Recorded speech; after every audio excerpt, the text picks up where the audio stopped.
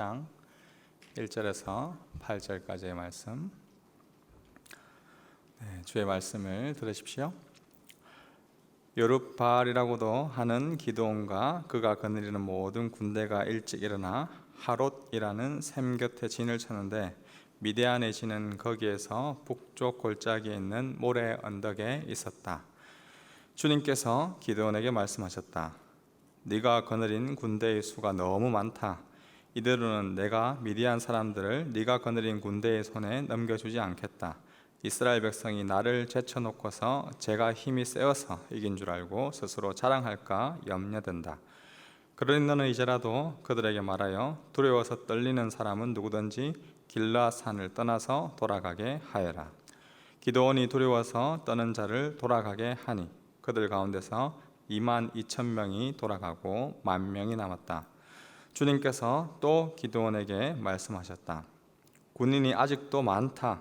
그들을 물가로 데리고 내려가거라. 내가 너를 도와 거기에서 그들을 시험하여 보겠다. 내가 너에게 이 사람이 너와 함께 나갈 사람이라 일러주면 너는 그 사람을 데리고 가거라. 내가 또 너에게 이 사람은 너와 함께 나가지 못할 사람이라 일러주면 너는 그 사람은 데리고 가지 말아라. 기드온이 군대를 물가로 데리고 내려가니 주님께서 기드온에게 이렇게 일러주셨다. 개가 핥는 것처럼 혀로 물을 핥는 사람과 무릎을 꿇고 물을 마시는 사람을 모두 구별하여 세워라. 손으로 물을 움켜 입에 대고 핥는 사람의 수가 300명이었고 그 밖의 백성들은 다 무릎을 꿇고 물을 마셨다. 주님께서 기드온에게 이르셨다. 물을 핥아 먹은 300명으로 너희를 구원하겠다. 미디안 사람들을 너의 손에 넘겨주겠다. 나머지 군인은 모두 온 곳으로 돌려보내라. 그래서 기드온은 물을 핥아 먹은 300명만 남겨두고 나머지 이스라엘 군대는 각자의 집으로 돌려보냈다. 남은 300명은 돌아가는 군인들에게 식량과 나팔을 넘겨받았다. 미디안의 진은 그 아래 골짜기에 있었다. 아멘. 이 시간은 우리 호주 멜번 임브레이스 교회를 섬기고 계신 우리 장청년 목사님께서 주의 말씀 전해주시겠습니다. 우리 나오실 때 감사의 마음을 담아 박수로 환영하겠습니다.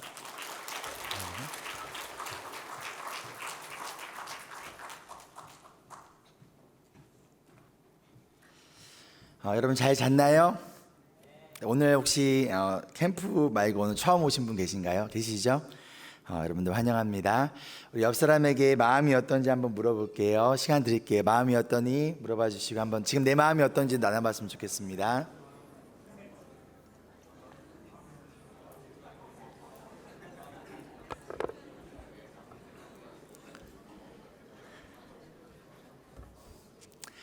여러분 마음이 어떠세요?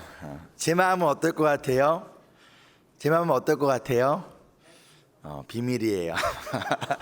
너무 기쁘고 감사하고 짧은 이 시간 동안에 또 너무 귀한 목사님, 또 우리 간사님들, 또 우리 장로님, 또 우리 임원들, 또 여러분과 함께 하나님의 말씀을 나눌 수 있는 시간을 가질 수 있어서 너무나 기쁘고 큰 특권이었던 것 같습니다. 자, 우리 잠 깨고 오늘 마지막 시간 함께 말씀 나눌 건데요. 우리 가슴에 손을 얹고 또 함께 우리 고백할게요. 시작. 이 시간 하나님의 말씀을 받습니다. 이 말씀이 나를 변화시킵니다. 이 말씀이 우리 가정을 변화시킵니다. 내 멋대로의 신앙에서 벗어날 것입니다. 아멘. 한국에서 살고 있는 직장인들에게요, 얼마나 지금 받고 있는 연봉에 샐러리에 만족하는지를 조사를 했다고 합니다. 그런데 지금 내가 받고 있는 샐러리에 만족하고 있는 사람이 과연 몇 %였을 것 같아요? 몇 %? 22.2%가 지금 받고 있는 웨이지에 만족한다고 했고, 나머지 77.8%는요 이거 너무 적어요.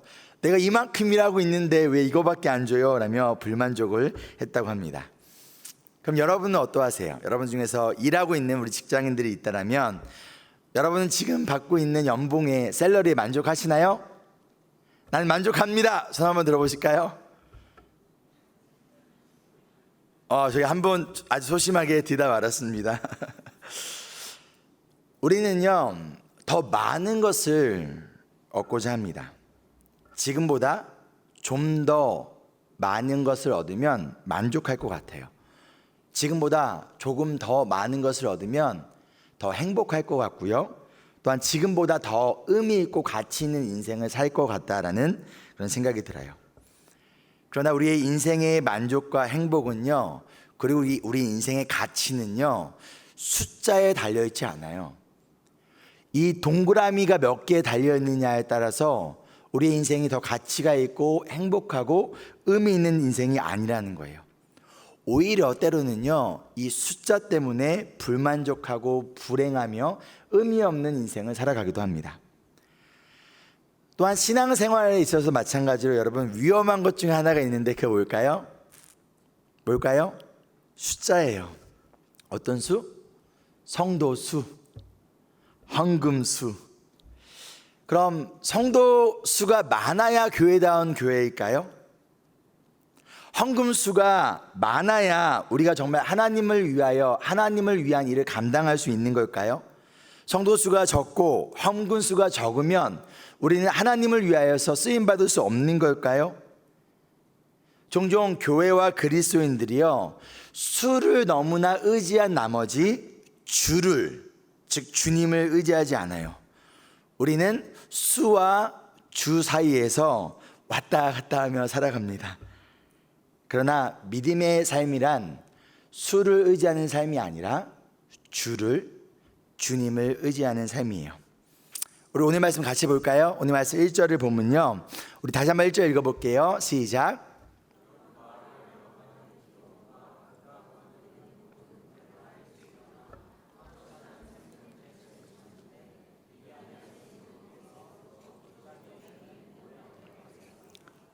자, 이제 기드온이 드디어 미디안과의 전쟁을 위하여 아침 일찍 일어나 준비를 합니다. 그런데 갑자기 하나님께서 기드온에게 격려를 주고 기드온에게 힘을 주고, 지금까지 겁쟁이였던 기드온에게 그래, 드온아 너 할 수 있어 라고 힘을 주는 게 아니라 기드온의 뒤통수를 탁 치세요. 2절에 이렇게 말씀하십니다. 2절 보여주세요. 너가 가진 군대의 수가 너무 많다. 지금 기드온이 가지고 있는 군대의 숫자가 몇 명이냐면 32,000명입니다. 자, 그럼 미디안은 몇 명일까요? 즉 미디안 연합군은 몇 명일까요? 8장 10절을 보면요, 13만 5천 명이라는 것을 알 수 있어요. 자, 여러분 계산해 보세요. 그럼 몇 대에 몇? 1대 4인 거예요. 더군다나 미디안은요, 이미 여러 차례 전쟁을 했던 군인들이었어요. 전쟁 전문가들이었어요. 반면에 이스라엘 백성들은 지금까지 미디안을 피해 도망가고 숨어 지내던 농부 출신의 싸움이라고는 아무것도 할 수 없는 겁쟁이들이었어요. 이런 사람들이 1대1로 싸워도 이길까 말까인데 지금 무려 숫자적으로 4배나 많은 미디안 군대와 싸워야 하는 상황이에요. 오히려 하나님이 이렇게 말씀하셔야 되는 거 아닐까요? 기드온아, 너가 가진 군대의 숫자가 너무 적다. 내가 너와 함께 하겠다고 하긴 했지만 그래도 13만 명과 3만 명은 너무하지 않니? 숫자를 조금 더 모아봐. 아무래도 지금은 아닌 것 같아. 조금 더 숫자가 많이 모이면, 조금 더 훈련이 되면, 조금 더 강해지면 그때 미디안과 싸우면 어떨까? 시간을 줄게. 사람을 좀 더 모아봐. 이게 어떻게 보면 상식적으로 보면 더 맞는 말이 아닐까요? 근데 오늘 하나님은 뭐라고 말씀하세요? 너가 가진 숫자가 너무 많다. 그리고 나서 이렇게 말씀하신 이유가 무엇인지 알려주시는데 2절 말씀에 이어서 이렇게 말씀하세요. 이스라엘 백성이 나를 제쳐놓고서 자기가 힘이 세어서 이긴 줄 알고 스스로 자랑할까 염려된다. 하나님이 지금 숫자가 많다고 하신 이유가 무엇인가요? 정말로 숫자가 많아서인가요? 이 3만 명이면 13만 명과 싸워서 충분히 이길 만한 능력이 있는 이들이 훈련된 사람이기 때문일까요? 아니에요. 만약 이들에게 숫자가 많아서 이기게 된다면 이들이 하나님으로 말미암아 이긴 전쟁이 아니라 나의 힘으로 나의 능력으로 이긴 줄 알고 하나님께 감사와 영광을 올리기보다는 자기 스스로를 자랑할까 봐 하나님은 염려하고 계세요. 왜일까요? 여러분, 하나님의 영광을요, 하나님만이 받으셔야 할 그 영광과 존귀를 우리가 가져가는 것은요, 엄청난 죄예요. 하나님만이 홀로 받으셔야 될 영광을 우리가 가져간다면요, 그것은 사탄과 다를 바가 없습니다. 사탄은 하나님을 예배하는 천사였지만 하나님처럼 되고자 하나님이 많이 받으셔야 할 그 영광을 자기가 받고자 했어요. 그 결과 타락한 천사, 즉 사탄이 되어버립니다. 아담과 하와가 왜 선악과를 다 먹었죠? 하와가 왜 선악과를 다 먹나요? 선악과를 먹으면 피부가 더 좋아지기 때문인가요? 선악과를 먹으면 더 다이어트 효과가 생기기 때문일까요? 아니에요. 선악과를 먹으면 하나님처럼 될 수 있기 때문이에요. 여러분, 사탄이 우리를 유혹할 때 다른 걸로 유혹하는 게 아니에요. 우리 안에 숨겨져 있는 욕망과 욕심을 사탄은 정확히 알아요. 그것을 정확히 알고 그것을 건드려요. 하와에게 이거 먹으면 더 똑똑해져, 이거 먹으면 더 아름다워져 라고 말하지 않았던 이유는 그것이 하와의 마음속에 있는 욕망과 욕심과 정욕이 아니었기 때문이에요. 하와의 마음속에 있었던 욕망과 욕심과 정욕은 바로 하나님처럼 되고자 싶었던 마음이 있었기 때문에 사탄은 정확히 알고 그것을 건드린다는 거예요. 사탄이 여러분들에게 시험하고 여러분들에게 유혹할 때 다른 것을 가지고 유혹하는 거 아니에요. 남들은 모를지어도 내 안에 숨겨져 있었던 그 욕망과 욕심을 사탄은 정확히 알고 그것을 건드려 버립니다. 아담과 하와에게 그들이 하나님이 받으셔야 할 영광을 그들이 가져갔던 것처럼, 만약 내가 최선을 다해서 섬겼고 내가 능력이 있었고 우리가 숫자가 많았기 때문에 잘된 것이라고 착각한다면 그것은 더 이상 착각이 아니라 하나님 앞에 죄라는 거예요. 하나님께서는 이스라엘 백성들이 이러한 죄를 짓지 않도록 하기 위해서 일부러 군대의 숫자를 줄이십니다. 그런데 그 기준이 무엇인가요? 우리 3절 말씀 한번 볼까요? 3절 읽어볼게요. 시작.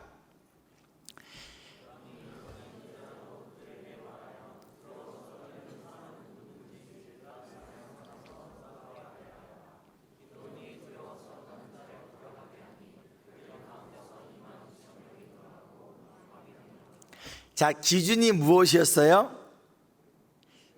두려워 떠는 자였어요. 싸움 못하는 자 돌아가. 지금까지 한 번도 무기를 들어보지 못한 사람 있으면 돌아가가 아니라, 혹은 키 183 밑으로는 돌아가가 아니라, 지금 두려워 떨리는 사람은 누구든지 돌아가라고 합니다. 그런데 여러분, 이러한 전쟁을 앞두고 두렵고 떨리지 않는 사람이 과연 있을까요? 한 번도 싸우지 못했던 이들이, 지금까지 7년 동안 미디안에게 불링을 당했던 이들이 이 미디안과의 전쟁 앞에서 우리는 고작 3만 명이, 그리고 저기는 12만 명이 넘는 숫자인데 당연히 두렵고 떨리는 것은 당연하지 않을까요? 모두가 두렵고 떨렸을 거예요. 그런데 3만 2천 명 중에서 2만 2천 명이 돌아가고 10,000명이 남습니다. 그럼 여기서 질문, 이 남은 10,000명은 두렵지 않았기 때문에 돌아가지 않고 이곳에 남았을까요? 아니에요. 이들도 분명 두려웠을 거예요. 이들도 분명 너무나 무서웠을 거예요. 그러나 비록 두렵지만, 내 마음은 너무나 두렵고 불안하지만 과연 이 싸움에서 이길 수 있을까? 이거 너무 무모한 거 아닌가? 우리가 해낼 수 있을까? 그런 두려움과 불안한 마음이 있었지만, 그럼에도 불구하고 나의 불안하고 두려운 감정에 따라 결정한 것이 아니라 하나님께 주신 그 사명을 따라 그 부르신 사명의 자리를 포기하지 않기로 결단한 자들이 이 10,000명이었습니다. 반대로 두려워 떠난 자들은요, 두려웠기 때문에 떠난 것이 아니라 두려움이 무엇을 이겨버린 거예요? 하나님께서 주신 이 사명을 이겨버렸다는 거예요. 그래서 이들은 이 사명을 스스로 포기합니다. 자, 그럼 여러분, 누가 결정권을 가진 거예요? 누가 결정한 거예요? 하나님이 결정한 거예요? 아니면 누가 결정한 거예요? 이 병사들이에요. 이 솔저들이에요. 이 군인들이에요. 하나님은 기회를 주셨고, 근데 그들이 나에게 주어진 그 자유를 가지고 스스로 결정하였고, 그들은 행동합니다. 이 전쟁에 계속 참여할지 아니면 돌아갈지는요, 이것은 전적인 이들의 자유였어요. 그러나 중요한 것은 나의 자유에 따라 두려운 나의 감정과 사명보다는, 부르심보다는 나의 생각과 나의 감정에 따라 결정한 이들은 앞으로 이어지는 하나님의 일하시는 놀라우신 일들을 경험하지 못하게 됩니다. 지난 락다운 때 제가 몇 차례 저희 아이들이랑 먹방을 본 적이 있습니다. 여러분, 먹방이 뭔지 아시죠? 먹방 유튜브를 보면서 아이들이 아빠 나중에 한국에 가면 우리 이거 꼭 먹자요 막 이러면서 몇 가지 음식을 골라보면서 막 침을 삼켰던 적이 있어요. 그런데 여러분, 저희가 아무리 많은 먹방 유튜버들을 보고 아무리 많은 음식을 먹는 유튜브를 본다고 해서 그 맛이 느껴질까요? 정말 그걸 본다고 해서 내가 배가 부를까요? 아니죠. 마찬가지예요. 구경하는 사람이 아니라 직접 먹는 사람이 그 맛을 아는 거고요. 그것을 직접 먹는 사람이 배가 부르는 거예요. 당연한 거 아닌가요? 이처럼 참여하는 사람이 비록 나의 마음은 두렵지만, 비록 나의 상황은 지금 여유가 되지 않지만, 그럼에도 불구하고 하나님께서 주신 부르심에 따라 그 사명의 자리에 참여하는 자들이 바로 하나님의 일하심을, 하나님의 기적을 경험하는 것이지, 이런저런 이유로, 이런저런 핑계로 도망가고 떠나버리고 참여하지 않는 사람들은 하나님의 일하심을 직접 경험하지 못합니다. 저희 가정이 2014년 12월 크리스마스 때 처음으로 홈리스들을 만났어요. 음식을 정성껏 만들고 또한 카드를 써서 저희 가정과 청년 몇 명이 함께 시작한 사역이 이제 8년이 넘고 이제 9년째가 됩니다. 지금은 우리 사진 한번 보여줄래요? 지금은 매주 80에서 100인분의 식사를 준비해서 나눠주고 그들과 교제를 나누고 예배도 함께 드리고 있어요. 저희 둘째 딸이 이제 뭐 1살이 되기 전이었나요? 3개월 됐을 때부터 저희가 아이들을 데리고 나갔어요. 여러분, 아이들 데리고 나가면요, 처음에 홈리스들이 저 혼자 갔을 때 제가 조금 이렇게 그렇게 생겼잖아요. 처음엔 경계를 하는데 아이들을 데리고 가면 경계심이 무너져요. 그래서 3개월 때 된 아이들을 데리고 가서 안겨줘요. 안겨주고 아이들을 봐주고, 홈리스들이 막 그림도 그려주고 막 우리 아이들 주라고 용돈도 주고 막 선물도 사오고. 다음 사진도 보여주시겠어요? 그렇게 하나님의 은혜로 매주 80에서 100인분의 음식과 더불어 함께 매주 토요일날 저녁마다 함께 예배를 드리고 있어요. 지난 8년이 넘는 시간 가운데 정말 많은 하나님이 베풀어 주셨던 기적들이 있는데요, 그 중에서 오늘 딱 한 가지만 좀 나누자면, 홈리스들과 함께 살기 위해 저희가 방이 7개짜리 집을 렌트한 이야기예요.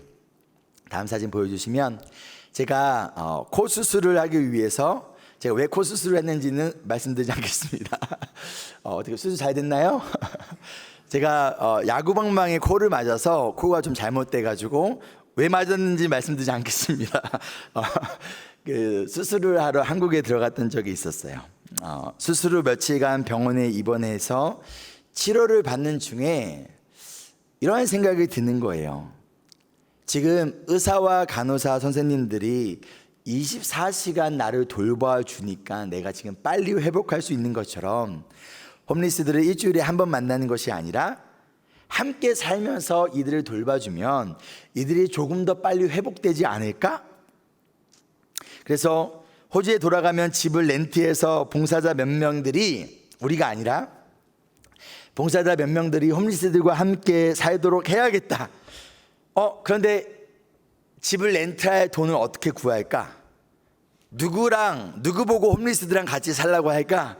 막 이렇게 고민하며 기도를 하고 있는데, 그럼 하나님, 누가 과연 홈리스들이랑 같이 살기에 적합한 사람들인가요? 그래서 우리 봉사자 명단을 보고서 막 기도하는데, 하나님 이 사람인가요? 이 사람인가요? 막 기도하는데 하나님이 그때 주신 마음이 바로 너가 해라 였어요.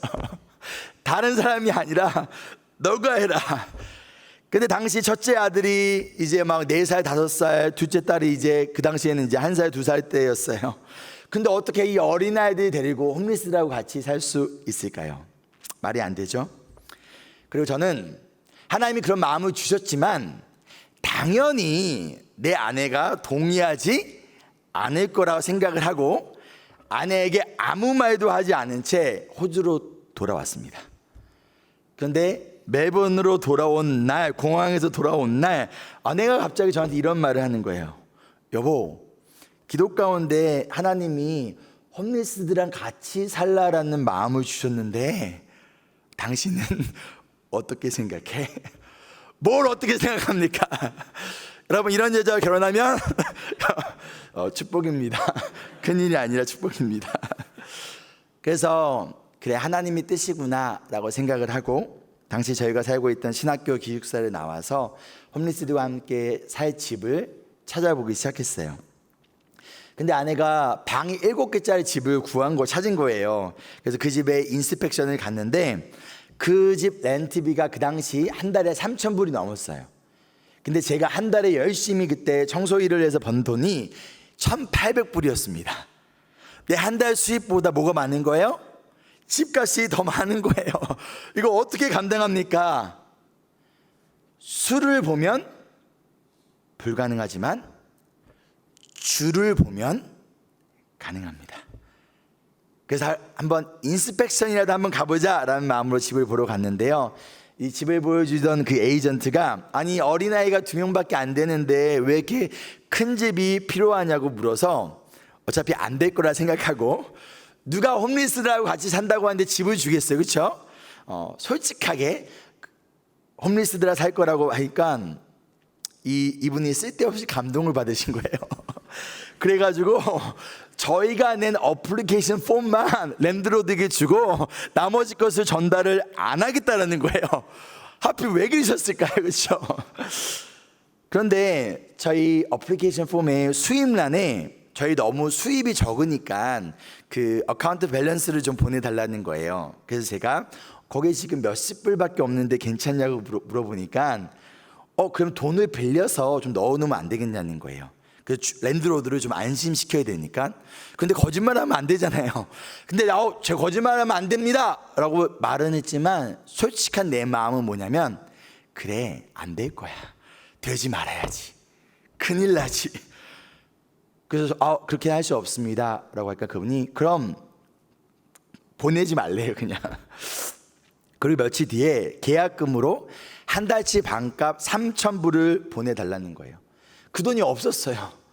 그래서 그 돈을 어디서 빌릴까, 누가 돈을 잘 빌려줄까, 전화부에 있는 이름을 보면서 한참 고민을 하다가 그래, 그렇게 하지 말고 내가 정직하게 다음 주 월요일까지 낼 수 있는 돈이 500불이니 이게 정말 하나님께서 원하시는 거라면 하나님께서 일하시겠지라며 그분에게 500불만 보내겠다라고 말씀을 드렸어요.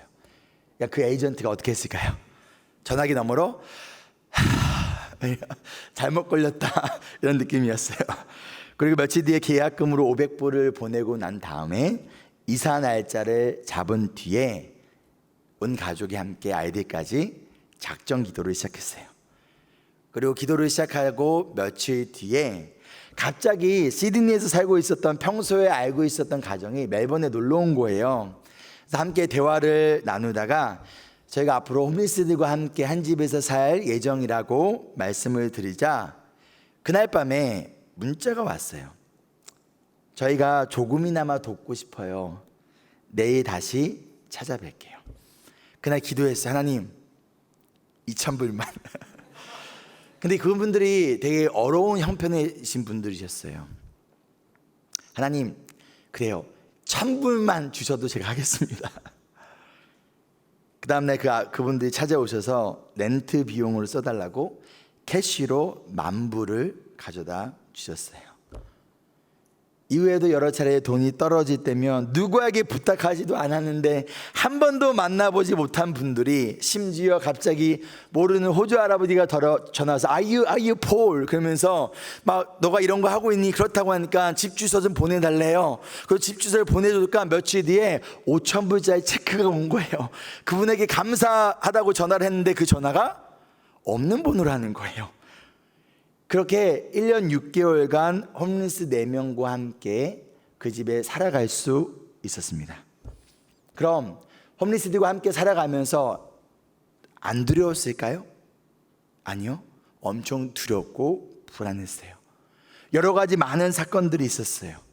그러나 비록 마음은 불안하고 두렵지만, 비록 나에게 가지고 있는 돈은, 다른 말로 나에게 가지고 있는 숫자는 너무나 적지만 그 수를 바라보는 것이 아니라 주를 바라보며 나아가자 하나님의 보호하심과 일하심을 경험하게 되었습니다.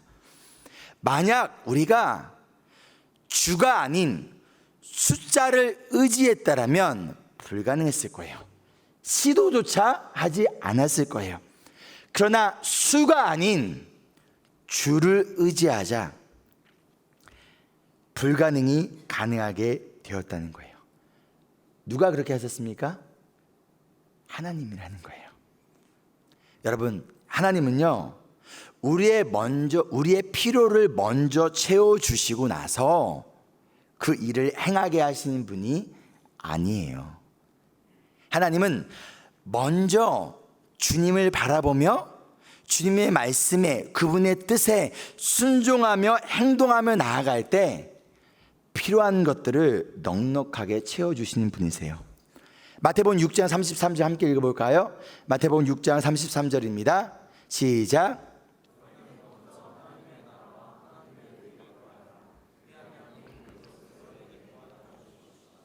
아멘. 여러분의 인생 가운데 하나님의 일하심을 경험하고 싶으신가요? 하나님의 일하심은 수를 바라보고 숫자를 의지하는 사람을 통해서가 아니라 주를 바라보고 주를 의지하는 사람을 통하여 나타납니다. 아멘. 앞으로 우리 마하나임 공동체가 수를 의지하는 교회가 되지 않기를 소망합니다.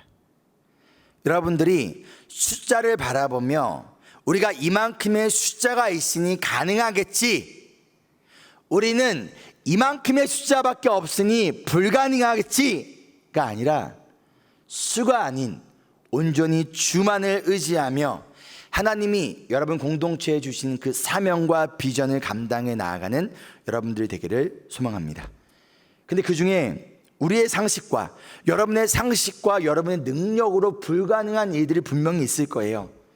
그러나 하나님이 원하신다면 성공이냐 실패냐는요, 우리의 역할이 아니에요.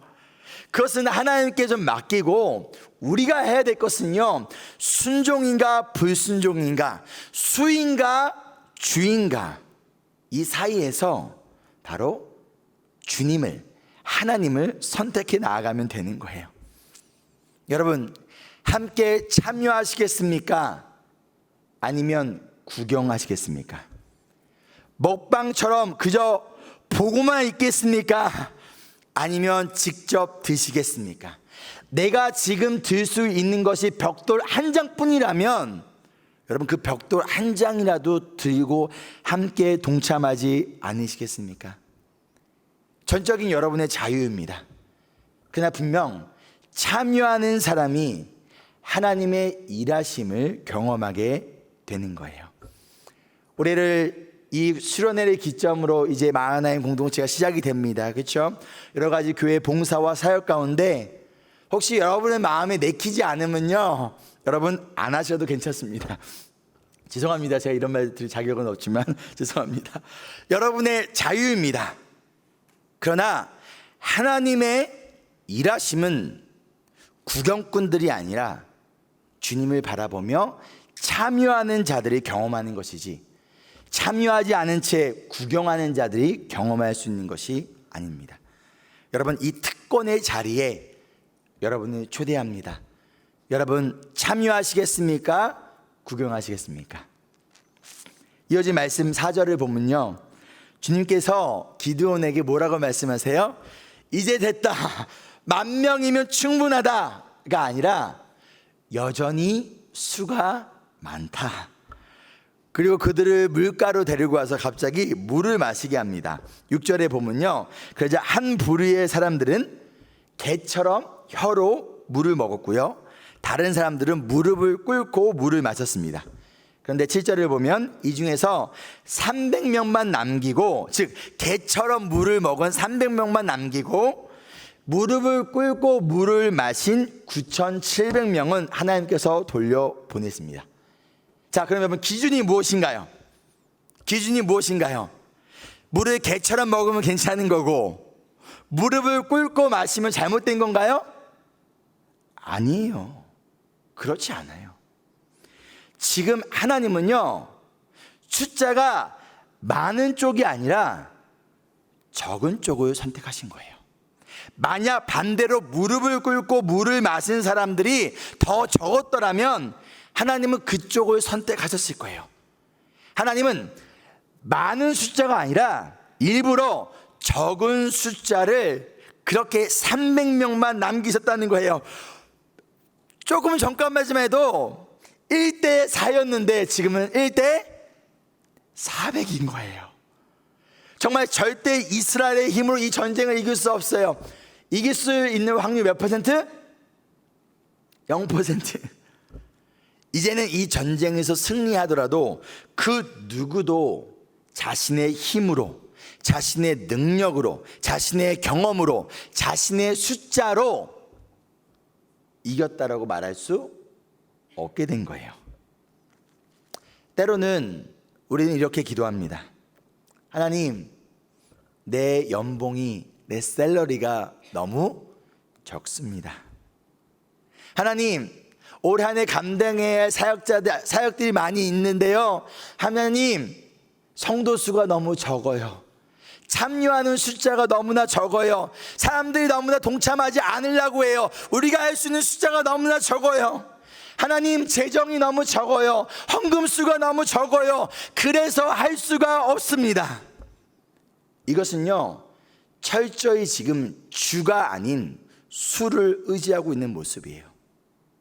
그런데 그런 우리에게 하나님은요, 그래, 내가 숫자 좀 더 줄게, 내가 참여할 수 있는 사람들 좀 더 보내줄게, 내가 재정 좀 더 넉넉하게 줄게가 아니라 오히려 하나님이 이렇게 말씀하시는 거예요. 너가 가진 게 너무 많다.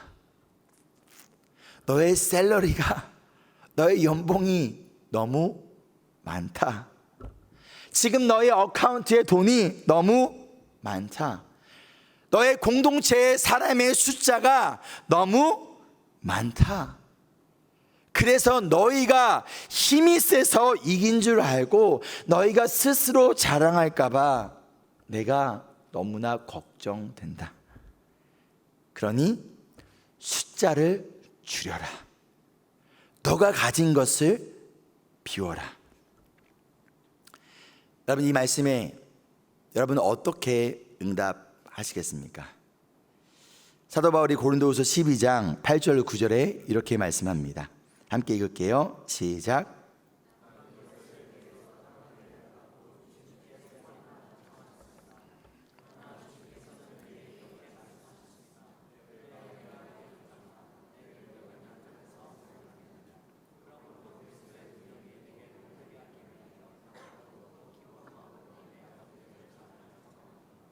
아멘.